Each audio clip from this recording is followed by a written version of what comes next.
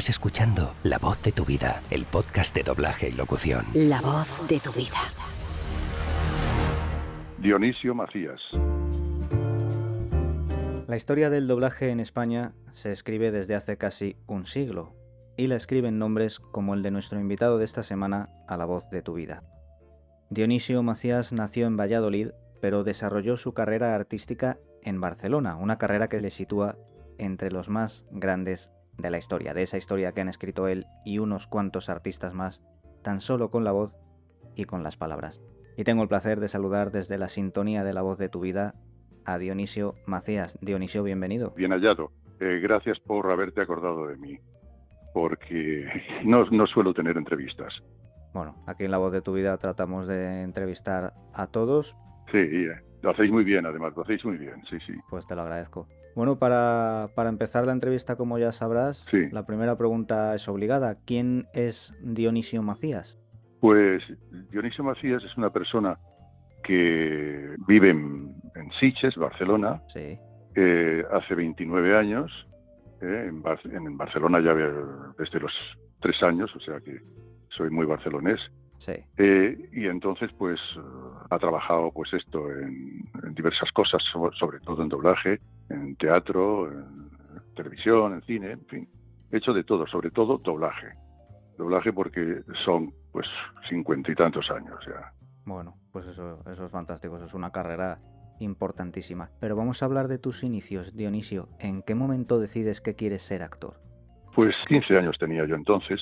Me inscribí en el Instituto del Teatro de Barcelona. Sí. Y entonces, pues, a partir de ahí, pues, hice teatro primero, después radio también, televisión, en fin, hice de todo. Empecé con 15 años y después de 20 años, más o menos, 15 años, Sí. pues ya empecé a hacer doblaje, o quizá antes, no recuerdo. Bueno, con 15 años me cuentas que empezaste en la radio. Bueno, yo tenía un poco más. En la radio tenía 16 o 17 años, porque yo empecé en el Instituto del Teatro y no empecé a hacer cosas de radio enseguida. Antes hice teatro, porque Adolfo Marsillac estaba haciendo una obra de teatro en el Windsor, en Barcelona. Sí. Y entonces, pues, me llamó un compañero del instituto para ver si quería trabajar en la obra. Y bueno, me presenté, me escogieron y sí, tuve la oportunidad de trabajar con esta gran persona, además magnífico director y actor, Adolfo Marsillac. Y de ahí al doblaje, ¿cómo pasa todo? Porque claro, hablamos de una época en la que el doblaje no es tan conocido como ahora. Sí, yo el doblaje lo veía lejano, o sea, no lo tenía muy cerca. Más el teatro y la radio, sobre todo la radio y el teatro. Y después, pues, vino como vino la cosa, porque me interesé, porque había actores como Manolo Cano, o actores como Joaquín Díaz y tal. Entonces tuve la ocasión de conocerlos y entonces me dijeron, oye, ¿por qué no vienes a hacer una prueba y tal? Fui a Radio Barcelona y entonces me hicieron la prueba y me empezaron a dar papelitos, cositas, ¿no? Y entonces, a partir de ahí, pues empecé a hacer cosas en Radio Nacional, en Radio España, y ya empecé a hacer radio, porque la radio también es muy importante. El actor tiene que hacerlo todo. Sí. Y entonces empecé a hacer doblaje, pues yendo a Voz de España, que era pues la mejor de todas. Sí. Era una empresa más importante de doblaje, donde se hicieron grandes películas. Sin duda. Y entonces me fui allí, me presenté y entonces el director me dijo, bueno, a ver, no quería hacerme la prueba. En principio no quería hacerme la prueba. Y después yo insistí, porque soy insistente en mis cosas. Entonces sí. Y entonces pues sí, al final me hizo la prueba y me cogieron para trabajar ya enseguida. Y bueno, yo cuando vi aquello, pues fue tremendo, ¿no? O sea, los actores que habían allí haciendo esto, era incalculable el valor que tenían, ¿no? Claro. Mi primer take lo hice en la Metro Goldwyn Mayer, que estaba en la calle Mallorca, que tenía una empresa, la Metro, y yo hice allí un estudio fantástico, era pues un estudio en donde estaban los mejores, Obies, Navarro, en fin. Y hice allí un papelito de un take, y así empezó mi trabajo en doblaje. ¿Recuerdas quién te dio esa primera oportunidad de ese primer take, Dionisio? Pues no me acuerdo, la verdad, no recuerdo porque hace tantísimos años que no recuerdo. Claro. ¿Y cómo fueron aquellos primeros pasos? Porque claro, desde que haces ese take hasta el día de hoy, Uh-huh. haces una carrera importantísima de 60, 70 años probablemente, claro. 50 y pico, 60 años, sí. Entonces, pues empecé ahí y ya te digo, fui a Voz de España, cuando ya vi que me gustó el trabajo, me encantó. Y entonces, pues fui a Voz de España y allí, pues insistí en hacerme la prueba, conseguí hacerme la prueba, que me hicieran la prueba. Y entonces, pues empecé a trabajar allí en Voz de España, hice cosas y después ya en Parlo Films, que era un estudio también importante en Barcelona. Y bueno, empecé a hacer cosas hasta que tuve la oportunidad en Voz de España de que me dieran para ajustar una película.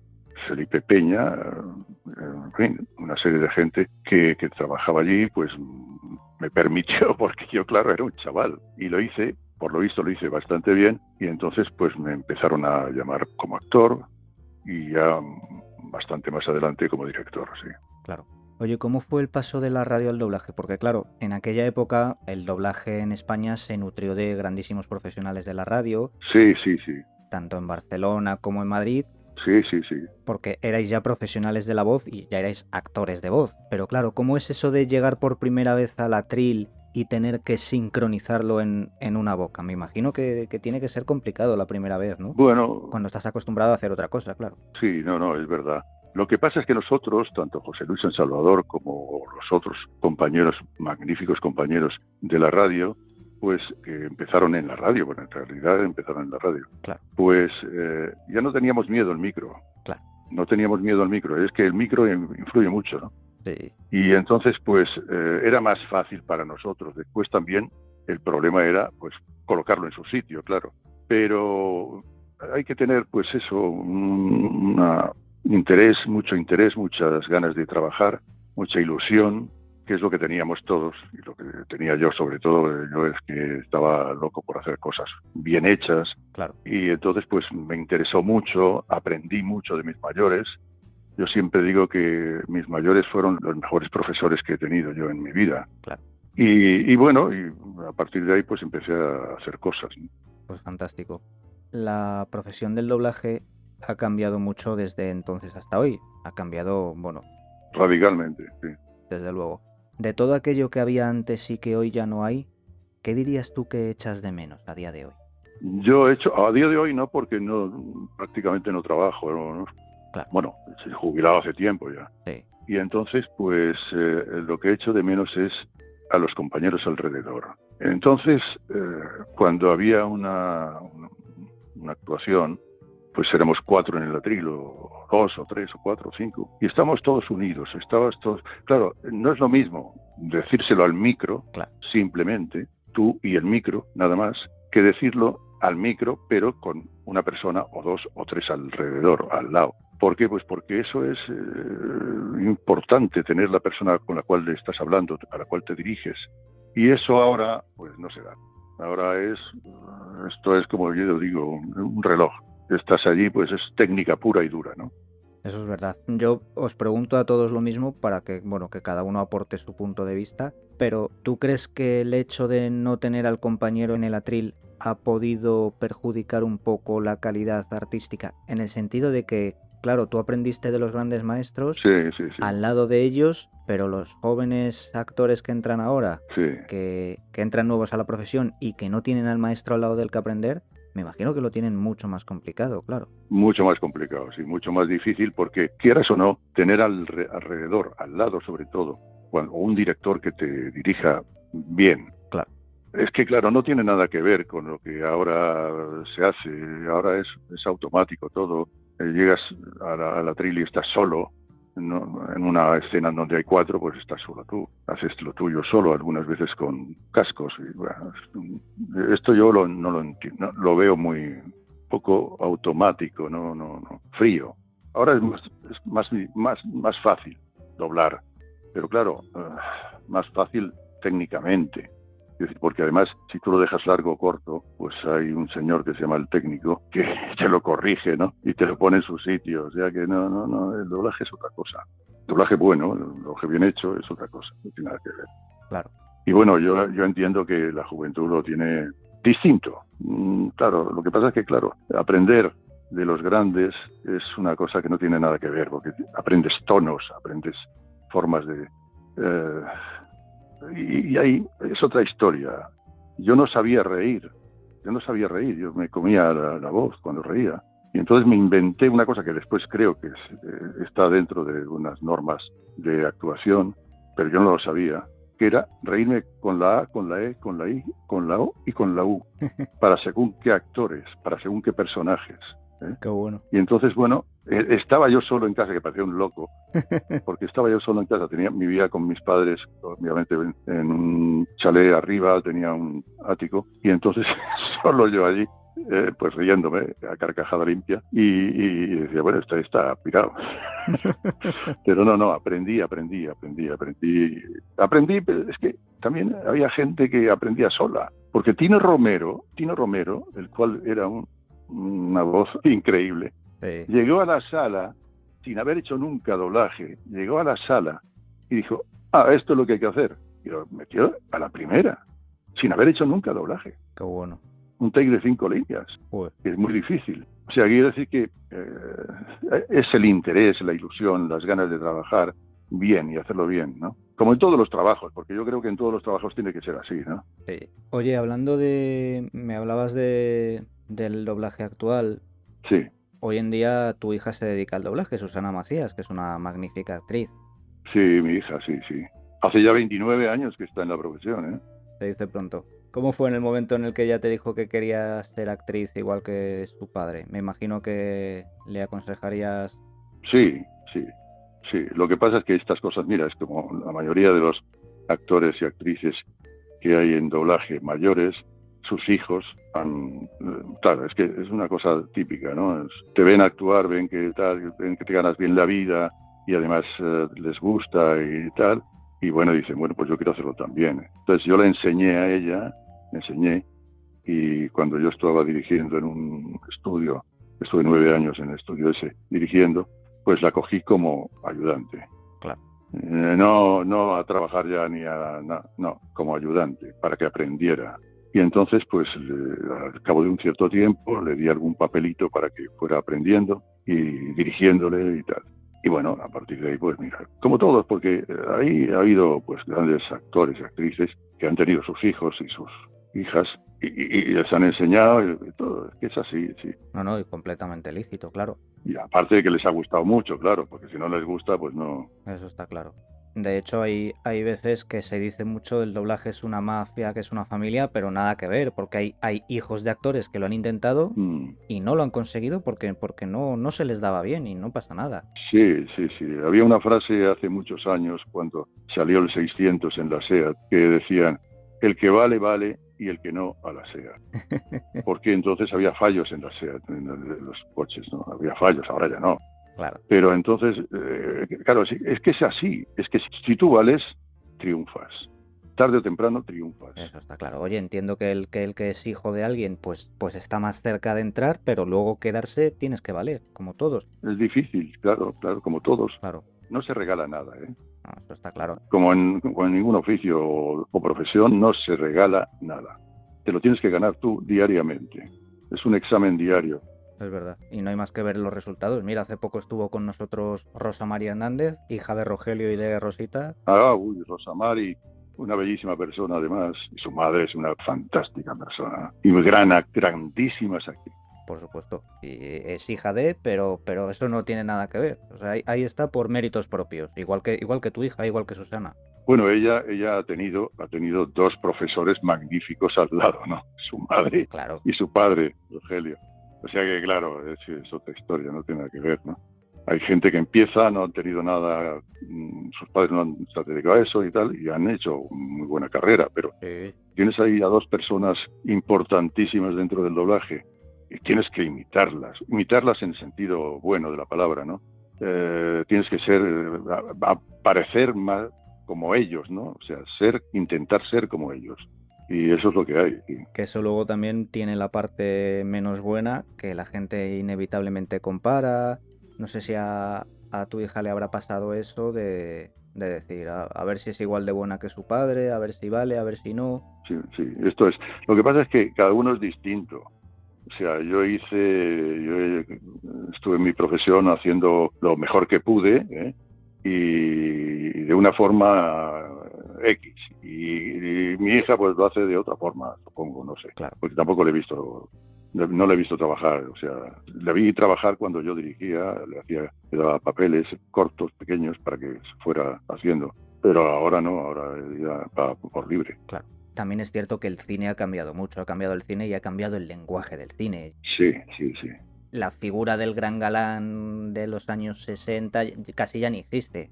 No, claro, no. Antes era el galán, la dama, el malo, el bueno, tal, bueno, sí. Era un reparto como en teatro, ¿no? Sí. Y hoy en día pues las cosas han cambiado mucho, incluso en las películas, las series, todo esto ha cambiado muchísimo, y la forma de interpretar, y la forma de ser, y la forma de actuar, ¿no? Cambió mucho. Es verdad. Oye, y de todo lo que has hecho a lo largo de tu vida profesional, ¿qué es lo que te ha hecho sentir más orgulloso en todos estos años, Dionisio? Pues varias cosas. Orgulloso de haber podido hacer lo que he querido, y después de haber tenido todos estos maestros, a los cuales yo les doy las gracias. Muchos de ellos se han fallecido, pero les doy las gracias, porque fueron momentos muy buenos, muy buenos. Y yo aprendí muchísimo con ellos. Y esto, a mí, hay que reconocer las cosas, hay que ser agradecido en la vida. Y entonces, bueno, una de las cosas mejores que ha habido es que yo tuve la oportunidad, la gran oportunidad, de empezar con gente muy, muy, muy buena. Eso es un privilegio que hoy en día ya está al alcance de muy pocos. Sí, ahora ya es un poco difícil. Hay algunos que sí, pero bueno, no es lo mismo, ni mucho menos. Es otra historia, no tiene nada que ver. Desde luego. Mira, me hablabas precisamente de la época de Obies y de Rafael Navarro, de los mejores de la historia con diferencia. Rafael Navarro, sí, para mí el gran galán de los años 50. Rafael Navarro para mí fue como una persona muy, muy entrañable, porque me dio oportunidades también cuando yo estaba en Parlo y tal. Y me dio oportunidades. Obies no tanto, porque no le conocí tanto directamente. Claro. Pero Rafael Navarro sí, Joaquín Díaz, Felipe Peña, estos grandes del doblaje que ya no están con nosotros, ¿no? Es que además, volvemos a lo que hablábamos antes de los nuevos actores. Sí. Hoy en día ya ni les dejan sentarse en las salas a escuchar a los maestros. Sí, es verdad, tienes toda la razón. Esto es básico. O sea, porque se aprende mucho estando en la sala, viendo a los buenos actores que están trabajando. Se aprende mucho. Mira, el actor es mimético, tiene que ser mimético. Quiere decirse que hacer lo que ve que otros hacen, y después tiene su personalidad. Pero en principio hay que ser mimético. Sí. Yo voy por la calle y veo, bueno, antes, ahora no tanto porque ya no actúo, pero antes yo iba por la calle y veía a un señor hablando, o a una señora o tal y cual, los tonos y tal, y yo era mimético. O sea, decía, esto para aquel papel que es el mismo estilo de hablar, la misma forma de hablar, que el papel que estoy haciendo o que iba a hacer. Sí, es que es así, el actor tiene que ser mimético. Es verdad. Mira, se dice mucho, Dionisio, yo no estoy de acuerdo, pero se dice mucho que el doblaje de los años 50-60 estaba como muy teatralizado, y yo pienso que al contrario, que pienso que es la época donde más se ha naturalizado el doblaje, donde el actor de doblaje era muchísimo más natural. Había actores que no eran tan naturales, pero la mayoría de ellos eran naturales. Y a partir de eso, es que además, claro, los actores entonces, voy a decir una cosa que a lo mejor no encaja mucho, pero entonces se les entendía a todos. Ya. Y hoy en día hay muchos actores, sobre todo actrices, según mi criterio, que no se les entiende. O sea, es que bajan mucho la voz, hablan como si estuvieran pues encerrados en una urna, ¿no? Yo qué sé, es que no es lo mismo, ¿no? Esto, claro, también es la dirección la que hace que no sea tan... Ya. No esté tan bien. Pero es así, es que entonces se les entendía a todos. ¿Por qué? Porque la mayoría habían hecho teatro, que habían hecho otras cosas. Claro. Y en teatro tú tienes que tener una voz suficientemente larga, por decirlo de alguna forma, para que te oiga la última fila, ¿no? Y entonces se aprende, eso se aprende. Y después en doblaje, pues también sin gritar, sin nada, pero con unos tonos distintos a los que hay ahora en algunas ocasiones, en los que a ciertas personas no se las entiende, no se les oye bien. Esto que es una de las cosas que yo diría, yo no digo, pero si dirigiera, una de las cosas que tendría muy clara. Claro. Yo siempre defiendo el doblaje actual por una sencilla razón, y es que muchas veces a los actores no les da tiempo a hacer las cosas quizá como les gustaría hacerlas, ¿no? Porque ves el take 2 veces, grabas Sí. y siguiente, y siguiente, y siguiente, y haces 80 takes en una tarde. Sí, sí. Bueno, este es lo típico, ¿no? La economía de la empresa y estas cosas que hay, ¿no? Pero no, es tremendo. Esto ahora hay que ser muy bueno para seguir este ritmo, ¿eh? Porque yo veo que no es una cosa que no me apetecería hacer nada ahora, si pudiera. Está claro. Pues Dionisio Macías, un placer por mi parte haber contado contigo esta semana en La Voz de tu Vida, y por lo que tengo entendido un placer también por parte de los oyentes haberte escuchado. Así que muchísimas gracias por estar. Espero que sea así. Yo te doy las gracias porque, ya te digo, normalmente no me hacen entrevistas. Esta es una de las pocas entrevistas que me han hecho, ¿no? Bueno, hace años sí, pero ahora no, últimamente no.